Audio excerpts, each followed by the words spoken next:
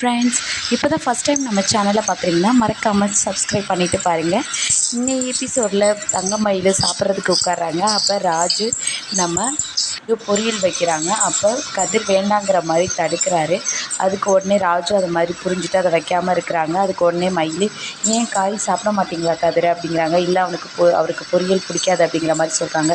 என்ன படிக்கிற பையன், வெளியில் ஓடி ஆடி இருக்கிற பையன் இப்படி காய்கறி சாப்பிட்லன்னா உடம்பு எப்படி இதாக இருக்கும் அப்படிங்கிற மாதிரி கொஞ்சம் ஓவராக பேசுகிறாங்க. இதை கேட்டோடனே ராஜு, கதிர் எல்லாருமே ரொம்பவே டென்ஷன் ஆகுறாங்க. இன்னொரு பக்கம் பாண்டியனும், நல்லா சொல்லுப்பா, நான் சொன்னால் தான் இந்த வீட்டில் எல்லாமே தப்பாக போகும், நீ சொல்லியாவது எல்லோரும் கேட்குறாங்களான்னு பார்க்கலாம், காய்கறி சாப்பிட்ணுன்னா பயப்படுறான் பாரு அப்படிங்கிற மாதிரி பாண்டியனும் சொல்கிறாங்க.